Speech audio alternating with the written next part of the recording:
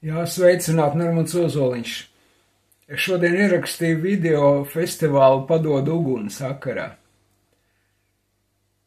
Un tas video bija ar virsrakstu, vai mums ir uguns, ko padot. Jā.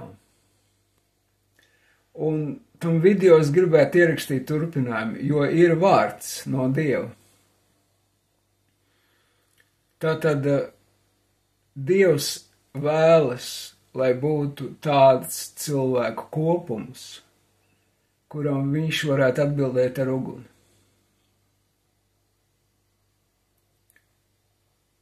Un mēs lūdzām par to, lai Latvijā izveidojas tā cilvēku kopums, kā piemēram Azuzas ielā, kur cilvēki sacīja, mēs neatkāpsimies, kamēr mēs nesaņemsim to uguni, kas nonāca vasaras svētkos.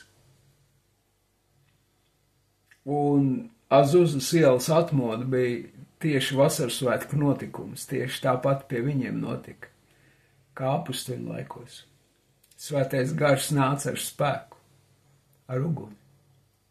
Un kā es pagājušā video teicu, kad tas spēks ir vienīgais, kas sadedzina velna darbus. Jā, par Jēzu ir sacīts, kad viņš atbrīvoja visus velna nomāktos ar to spēku, redziet, ar Dieva spēku. Tas bija reāls svētā gara spēks. Un redziet, mums vajag tādu cilvēku kopumu, kuram Dievs atbildēs ar uguni. Vajag.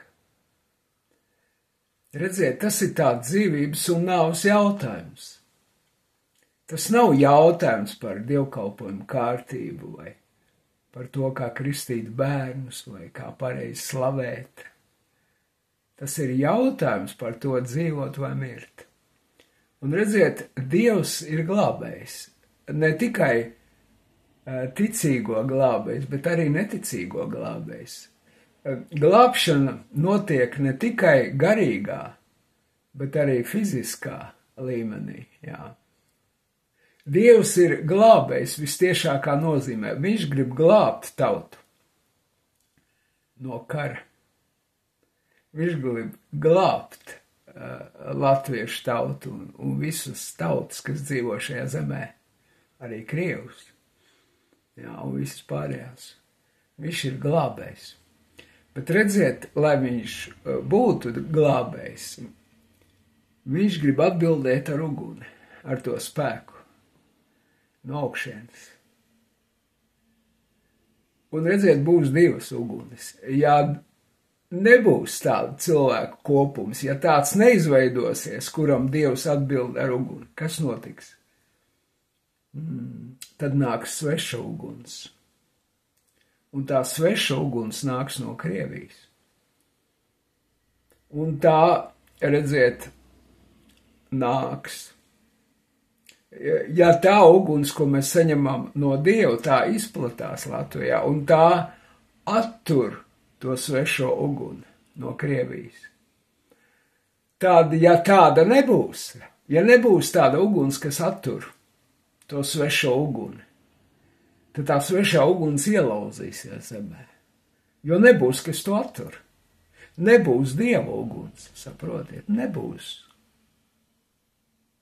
NATO nebūs tā uguns, kas attur svešo uguni. Tā nebūs NATO uguns, tā būs vienīgi Dieva uguns. Un ja tādas nebūs, tad nāks sveša uguns, un tā ielauzīsies. Stāsts ir par to. Faktiski tas ir dzīvības un nāves jautājums, vai mēs saņemsim to uguni no augšienes, to Dieva uguni, kas izplatās Latvijā, kas iziet no Dieva pa visu Latviju. Vai arī mēs saņemsim to svešo uguni, to kara uguni, kas nevis izplatās, bet kas nevis kas iziet no Dieva, jā, bet kas nāk no pretinieka, kas nāk neprasot, nejautājot, jā, viņa ielaužās. Un tas ir dzīvības un nāves jautājums īstenībā. Tas nav, vai tu gribi uguntiņu. Galuboja gaņok. Ziniet, kristieši tādi, ja? Sēž pie zilās uguntiņas tādi, zini, klubiņš. Galuboja gaņok. Tas ir briesmīgi. Nu tādi mēs esam kristieši, diemžēl. Bet kur būs tāds cilvēku kopums, kuram Dievs atbildēs ar uguni? Lai novērstu svešo uguni, kara uguni, kas tuvojas. Vēl mums ir laiks to saņemt. Bet ja kara uguns ielauzīs, es laika nebūs. Jo redziet, Dievs arī deva laiku Ukrainai. Deva. Jā. Bija atmodas tādas vietas. Bija Muņķans, bija Sandējs Adelāģa, bija vēl visādi kalpotāji. Ko viņi izdarīja? Viņi to visu izpostīja. Ar savu mantkārību, ar savu maucību. Briesmīgi. Vēl briesmīgāk nekā pasauli. To izdarīja Ukrainā draudzes. Dievs gribēja atbildēt ar uguni. Jo redzi, ja mēs skatāmies Bībelē, tad, kā es pagājušais teicu, Dievs vēro, vai ir kāds upuris, uz kā nonākt. Jo uguni ir vajadzīgs upuris. Un Bībele saka, apostols Pāvils, ka, lai mēs nododam paši sev par dzīvu, Dievam tīkamu upuri.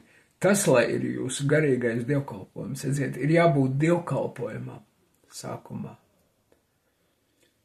Tam, kurā tu nodod sev kā dzīvu un tīkamu upuri Dievam, ja? Tu pats sev uzliec uz tā Dieva altāra, saprot? Tā kā Jēzus ir uzlicis sevi, viņš ir pirmais, kas uzlika sevi uz Dieva altāra. Viņš ir tas upurjērs, un viņa dēļ mums ir tā pieeja pie Dieva, tikai viņa dēļ. Un redziet, tam jākļūst par mūsu dievkalpojumu. Bet Ukrainā bija tā opcija. Dievs organizē visu, bet viņi nekļuva par to upuri. Viņi pievāca visu sev naudu un sāka malkot tur un tā. Mācītāji, draudzes locekļi. Draudzes kļuva pa malkumā īstenībā. Saprot, reāli malkumā, tā bija reāli, īsta. Un tad ielaudzās svešā uguns no Krievijas. Sākās karš. Bet viņiem bija tā opcija.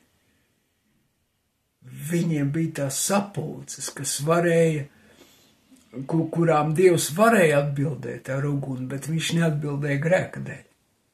Tur valdīja grēks.